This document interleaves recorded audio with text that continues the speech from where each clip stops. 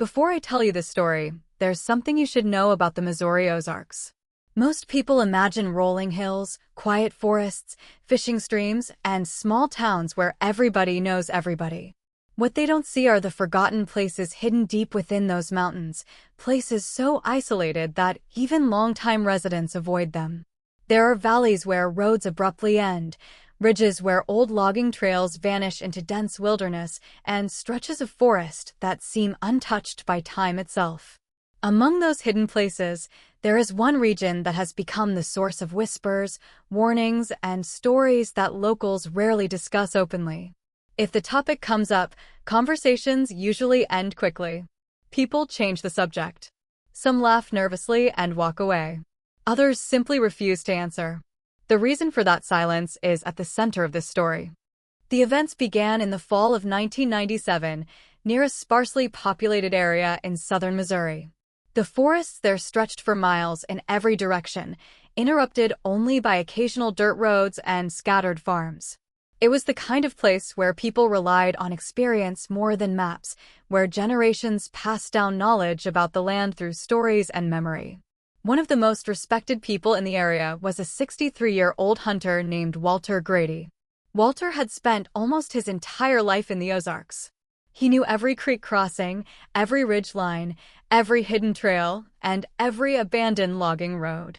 If someone got lost in the woods, Walter was usually one of the first people called to help find them. He had a reputation for staying calm under pressure and never exaggerating anything. Because of that reputation, people paid attention when Walter refused to enter a particular section of forest known locally as the Quiet Side. The Quiet Side was located beyond a broad valley called Hollow Creek Basin. Official maps gave the region a different name, but almost nobody used it. For decades, local residents had referred to it by that strange nickname. When people asked Walter why he avoided the area, he never gave a clear answer. He simply said that the forest felt wrong.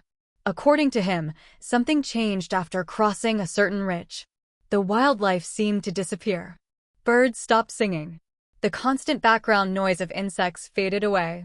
Even on windy days, the trees appeared unnaturally still. Walter once described the sensation as walking into a photograph. Everything looked normal, but the feeling of life had somehow been removed from the landscape. Whenever someone pressed him for details, he would shake his head and repeat the same sentence. "Nothing good waits over there." Then he would refuse to discuss it further. Most people assumed it was just an old hunter's superstition. Every region has stories like that. Experienced outdoorsmen often develop personal beliefs about certain locations, and younger people tend to dismiss those beliefs as folklore. For years, Walter's warnings became little more than a local curiosity. Then, on October 17, 1997, everything changed. That morning, Walter left his house before sunrise carrying his rifle and hunting gear. He planned to spend the day in the woods and return before dark. His wife thought nothing of it. Hunting trips were part of his routine, and he had followed the same routine for decades. But when sunset came and Walter failed to return, concern quickly turned into alarm. His truck was nowhere to be seen, and nobody had heard from him. By late evening, neighbors began checking nearby roads and trails. They found nothing. Around midnight, local authorities were contacted, and a search effort was organized. At first, nobody believed the situation was serious. Walter was one of the most experienced woodsmen in the county. If anyone could survive a night in the Ozarks, it was him. Search teams assumed he had injured himself or become stranded somewhere difficult to reach. Early the next morning, volunteers entered the forest. They searched familiar hunting areas and followed routes Walter frequently used. Several hours later, one group located his truck parked beside an abandoned logging road. The discovery should have been reassuring, but it only deepened the mystery. The vehicle appeared completely normal. There were no signs of a struggle. Nothing seemed out of place. Walter's keys were missing, his wallet was gone, and there was no indication that anyone else had been with him. It looked exactly as though he had parked there voluntarily and walked into the forest. The search expanded throughout the day. Teams spread across the hills, checking ravines, creek beds, and hunting paths. Late that afternoon, one volunteer made a discovery that immediately unsettled everyone involved. Beneath a large oak tree, nearly a mile from Walter's truck, sat his hunting backpack. It was standing upright as though someone had carefully placed it there. The zipper was closed. Nothing inside had been disturbed. Water bottle, food supplies, flashlight, spare ammunition, everything remained exactly where it should have been. Experienced searchers found the scene deeply troubling. A lost hunter might drop equipment during an emergency. An injured person might leave gear behind while seeking help. But Walter's backpack showed no signs of panic or accident. It looked intentionally arranged. His rifle, however, was nowhere to be found. Search leaders continued pushing deeper into the wilderness over the following days. On the third day of the operation, reports of something unusual began to circulate among volunteers. Several searchers claimed they could hear a distant whistle echoing from somewhere inside Hollow Creek Basin. At first, nobody paid much attention. Search teams often use whistles to signal one another, and it seemed reasonable to assume the sound belonged to another group.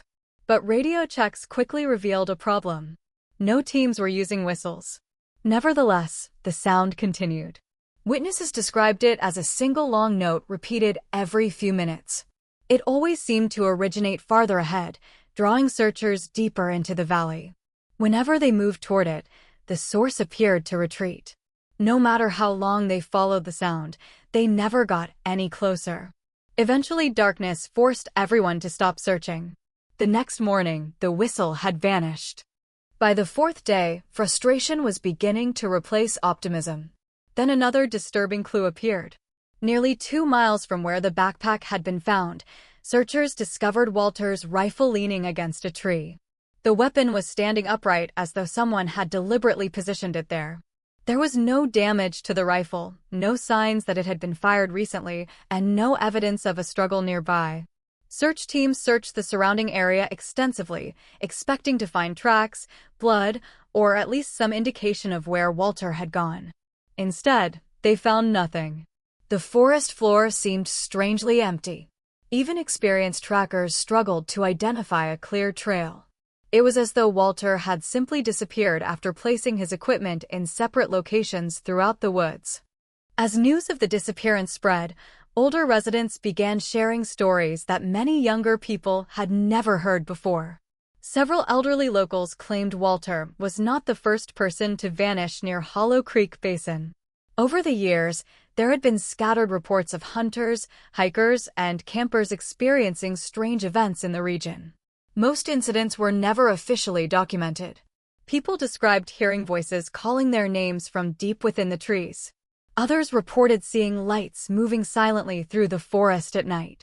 A few claimed they had entered parts of the basin where all natural sounds abruptly ceased, creating an overwhelming sense of isolation and dread. While these stories varied in detail, they all shared one common feature. Every account centered on the same remote section of wilderness, known as the quiet side. One elderly resident finally revealed something that made search leaders deeply uncomfortable. According to him, there had once been a settlement near Hollow Creek Basin in the late 19th century. The community was small, consisting mostly of logging families who lived in cabins scattered along the valley. Historical records confirmed that such a settlement had existed, but very little information remained about what happened to it. Local legends claimed the population began abandoning the area after a series of unexplained incidents. Livestock disappeared. Strange sounds echoed through the forest at night. People reported seeing figures standing among the trees, watching from a distance before vanishing. Eventually, families left one by one until the settlement disappeared entirely. Over time, nature reclaimed the remaining structures, and the stories faded into obscurity. The search for Walter Grady continued for another week. Hundreds of acres were covered. Volunteers combed through ravines, caves, and dense forest. Helicopters surveyed the region from above. Tracking dogs were brought in to assist. Yet, despite the massive effort, no trace of Walter himself was ever found. The only evidence recovered remained his truck, his backpack, and his rifle, each discovered in separate locations as though arranged according to some unknown pattern. Officially, the case was classified as a missing person investigation. Unofficially, many residents believed Walter had crossed into a place he had spent years warning others to avoid. And as the weeks passed, a far more disturbing question began to emerge. If Walter had known something was wrong with the quiet side, why had he gone there in the first place? The question haunted everyone involved in the search. If Walter Grady had spent years warning people to stay away from the quiet side, why had he entered it himself? At first, nobody could answer. Walter's family insisted he had no reason to go there. His hunting routes rarely crossed into Hollow Creek Basin, and whenever conversations drifted toward that part of the forest, Walter became visibly uncomfortable. Yet the evidence was impossible to ignore. His truck had been found near the basin. His backpack had been recovered inside the region. His rifle had been discovered even deeper. Somehow, for reasons nobody understood, Walter had willingly crossed into the very place he spent decades avoiding. 3 weeks after the official search ended, a local resident named Earl Mathers approached investigators with information he had previously kept to himself. Earl was 74 years old and had known Walter for most of his life. He claimed that several days before the disappearance, Walter had visited him unexpectedly. According to Earl, Walter appeared distracted and unusually nervous. During their conversation, Walter repeatedly asked questions about an abandoned road that once ran through Hollow Creek Basin. The road no longer appeared on modern maps, but older residents remembered it. It had originally been built during the logging boom of the late 19th century before eventually falling into disrepair and disappearing beneath decades of vegetation. Earl asked Walter why he was interested in the road. Walter hesitated before answering. Then he said something strange. "Because I think somebody's using it again." Earl laughed at first, assuming Walter was talking about hunters or campers. But Walter shook his head. "No," he replied. "Not people." When Earl pressed him for an explanation, Walter refused to elaborate. He changed the subject and left shortly afterward. At the time, Earl dismissed the conversation as meaningless. After Walter vanished, however, those words became impossible to forget. The statement gained even more significance when investigators began reviewing reports from previous years. Hidden among routine complaints and incident logs were several curious accounts from people who had entered Hollow Creek Basin. Most were easy to dismiss individually. Together, however, they formed a disturbing pattern. One report came from a pair of hunters who became disoriented while tracking deer near the basin in 1991. According to their account, they followed what appeared to be an old dirt road winding through the trees. Neither remembered seeing the road on maps. Both assumed it was a forgotten logging path. As they followed it deeper into the forest, they noticed something unusual. The road seemed impossibly well maintained. There were no fallen branches blocking it, no overgrowth, no signs of erosion. It looked as though vehicles had traveled along it recently. Yet there were no tire tracks, no footprints, nothing. The hunters continued for nearly a mile before hearing what sounded like distant voices ahead. Believing they had encountered another hunting group, they called out. No response came. The voices continued. Quiet, indistinct, almost conversational. The men followed the sounds until they rounded a bend in the road. The voices immediately stopped. The road ended. There was nothing ahead except forest. No people. No vehicles. No campsites. No explanation. Both hunters left the area and never returned. A second report originated from a group of teenagers who entered Hollow Creek Basin during the summer of 1994. Their experience was even stranger. According to their statements, they noticed an unusual silence shortly after entering the region. One teenager later described it as though somebody had lowered the volume of the world. Birds vanished. Insects disappeared. Even their own footsteps seemed muted. Then they discovered what appeared to be the remains of an old structure hidden among the trees. The building had collapsed long ago. Only sections of its stone foundation remained visible. As the teenagers explored the ruins, one of them noticed something carved into a surviving wall. The carving consisted of a single sentence. We were told not to follow the voices. The words appeared weathered and decades old. At first, the group assumed it was a prank. Then they noticed additional markings. Dozens of them. Names. Dates. Warnings. Most were too faded to read. One remained clearly visible. It knows when you answer. The teenagers left immediately. Years later, several members of the group still refused to discuss what happened that day. Stories like these remained largely unknown outside local communities. Most never appeared in newspapers. Many were passed down through conversations rather than official records. Yet as more residents came forward after Walter's disappearance, a common theme emerged. People kept hearing things. Voices. Whistles. Conversations. Calls for help. Always coming from deeper inside Hollow Creek Basin. And almost always from locations where nobody should have been. Months passed without progress in the investigation. Winter arrived, covering the Ozarks with frost and dead leaves. Public interest faded. Search efforts ended. Officially, Walter Grady remained missing. Then spring brought an unexpected development. A survey team working for a utility company entered an isolated section of forest near the basin.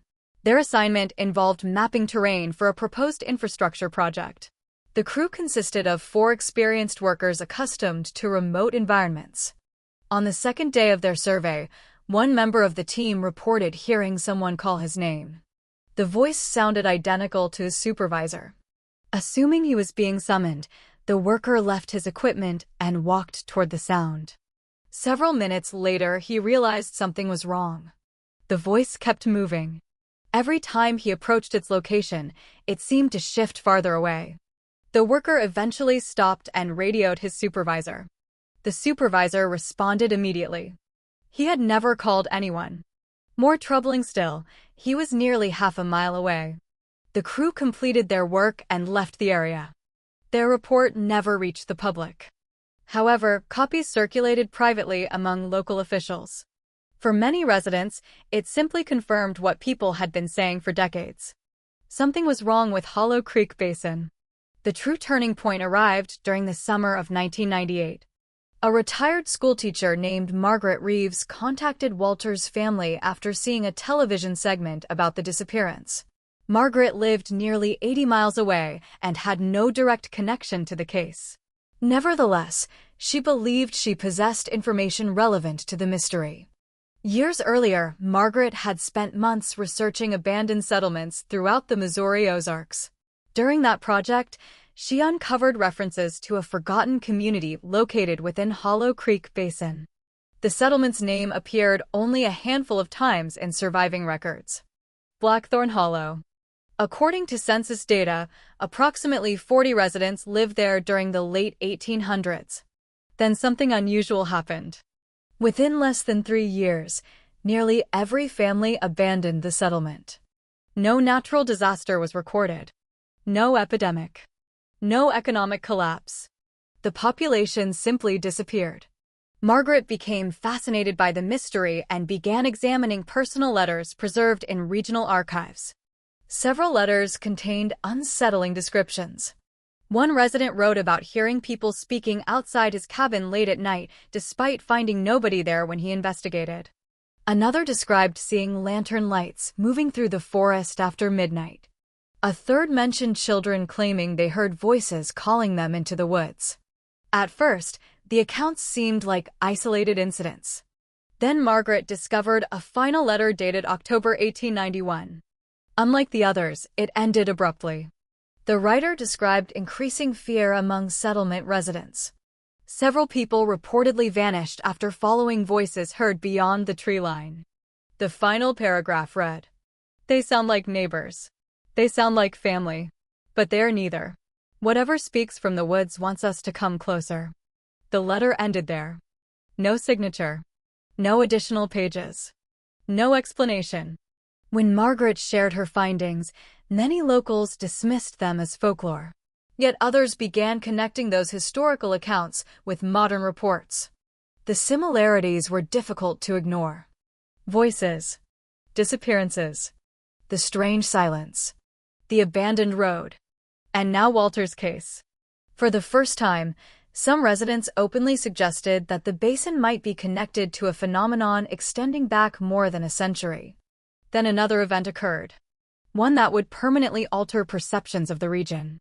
In September 1998, nearly a year after Walter vanished, two experienced backpackers entered Hollow Creek Basin intending to spend a weekend camping.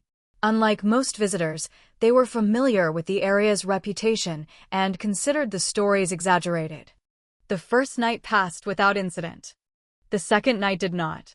Shortly after midnight, both campers awoke to the sound of someone walking around their campsite. Slow footsteps circled the tents. Crunch, crunch, crunch. The backpackers assumed another hiker had wandered nearby. One of them called out. The footsteps stopped immediately. Silence followed. Several minutes passed. Then a voice spoke from the darkness. The voice belonged to Walter Grady. At least that's what both men later claimed. Neither had ever met Walter personally. Yet they recognized him from news coverage surrounding the disappearance. The voice repeated a single sentence. "Don't come looking for me." Then everything became silent once again. The backpackers remained awake until sunrise. No tracks were found around the campsite the following morning. No evidence indicated anyone had been there. Yet both men independently provided the same statement when interviewed afterward. The incident spread rapidly through nearby communities. For many residents, it represented the final confirmation that something deeply unsettling existed within Hollow Creek Basin. Because if the campers were telling the truth, then one possibility remained. Walter Grady had never left the basin. And whatever had taken him might still be there.